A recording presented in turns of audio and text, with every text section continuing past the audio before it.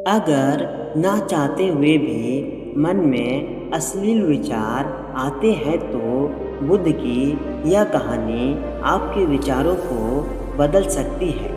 एक बार चंद्रवंशी राजकुमार भरत ने बुद्ध के सान्निध्य भिक्षु के रूप में दीक्षित हुए।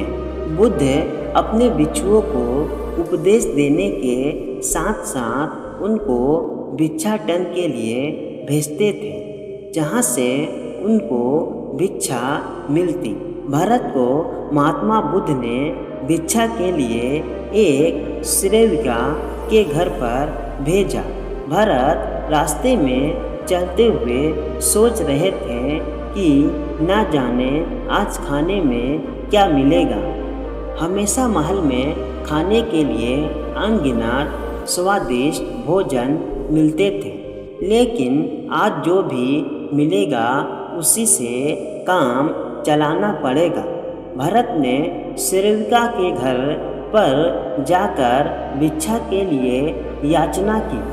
सेविका ने भरत को बैठने के लिए कहा।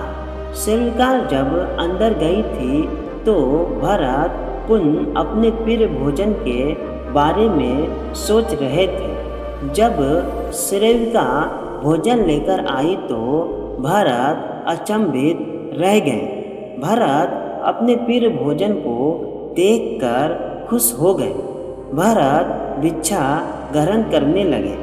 भिक्षा ग्रहण करते हुए भरत सोचने लगे कि उनको हमेशा खाना खाने के बाद कुछ विश्राम करने की आदत है, लेकिन आज उन्हें यहाँ से खाना ग्रहण करने के बाद धूप से होकर वापस आश्रम पहुँचना है। भोजन हो जाने पर सेविका ने भरत को कुछ समय विश्राम करने के लिए आग्रह किया। भरत पुनः खुश हो गया। सारी इच्छाओं की पूर्ति होते देख भरत इसको एक संयोग मानकर कुछ देर के लिए लेट गए। लेटते हुए भरत सोचने लगे कि आज तो सोने को मिल गया, लेकिन मेरे सर पर हमेशा के लिए छत का साया तो मिट गया है। जब भरत सोकर पुनः उठे तो सेविका ने कहा कि आपको जब तक यहाँ पर रहना है आप यहाँ पर रह सकते हैं। अब भरत समझ गए कि ये कोई संयोग नहीं है, सेविका जरूर मेरा मन पड़ रही है। भरत खड़े हुए। भरत ने सेविका से पूछा, मुझे क्षमा कीजिए, पर क्या आप मेरा मन पढ़ सकती है? आप यह सब कैसे कर लेती हो? सेविका ने कहा, शुरू में मेरे लिए ये कठिन था, लेकिन मैंने खुद के विचारों को देखना शुरू किया। शुरू में मेरे विचारों की संख्या अनगिनत थी, पर मैंने अपना पूरा ध्यान उन विचारों पर केंद्रित किया। मैंने बिना पक्ष विपक्ष के अपने विचारों को देखना जारी रखा। धीरे धीरे मेरे विचारों की संख्या कम होती गई। मेरे सारे व्यर्थ विचार दूर होते गए। तब से मैं दूसरे के विचार पढ़ लेती हूँ। यह सब सुनकर भरत घबरा गए। भरत ने सेविका से आज्ञा ली और वहाँ से निकल पड़े। रास्ते में चलते हुए भरत अपने मन के विचारों का स्मरण करने लगे। भरत के मन में सेविका के बारे में अश्लील विचार आए। सेविका ने भरत के बारे में क्या सोचा होगा? भरत को खुद पर शर्म आ रही थी। भरत आश्रम पहुँचे। भरत ने बुद्ध से कहा कि अब से वह कभी भिक्षाटन के लिए नहीं जाएंगे। बुद्ध ने भरत को नीचे बैठाया और कहा, क्या हुआ?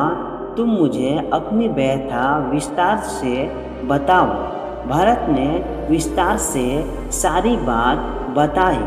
भरत की बातों को सुनकर बुद्ध ने कहा कि आज से 7 दिनों के लिए सेविका के घर पर भिक्षा के लिए तुम ही जाओगे, लेकिन तुमको कुछ बातों का ध्यान रखना पड़ेगा। कल तुम जाते हुए अपने चित्त को पूरे होश में रखना। तुम्हारे अंदर कौन से विचार उठ रहे हैं, उन पर ध्यान केंद्रित करना।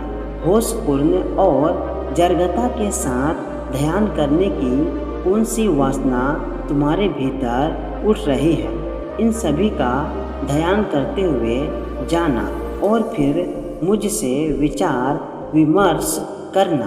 अगले दिन भरत बुद्ध के बताए अनुसार पूरे मार्ग में अपने होश को जागृत रखते हुए चल रहा था। बिच्छू आज पूरी तरह से जागा हुआ था। जैसे जैसे सेविका का घर नज़दीक आ रहा था, भरत की घबराहट बढ़ रही थी। भरत ने अपनी घबराहट को एक तरफ करते हुए बुद्ध के विचारों पर ध्यान केंद्रित किया। जब भरत सेविका के घर पर पहुँचे तो उसके दिमाग में केवल एक सन्नाटा था, जिसके भीतर कोई वासना नहीं, कोई कामना नहीं, न कुछ अच्छा पाने की इच्छा थी। बिच्छू भरत ने भिक्षा ली, ग्रहण की और वहाँ से वापस निकल गए। आज भरत रास्ते में नाश्ता हुआ आया। आज उसको जिस आनंद की अनुभूति हुई वह अद्भुत थी। आज से पहले इस आनंद को उसने कभी महसूस नहीं किया। भरत ने आश्रम जाकर बुद्ध को प्रणाम किया।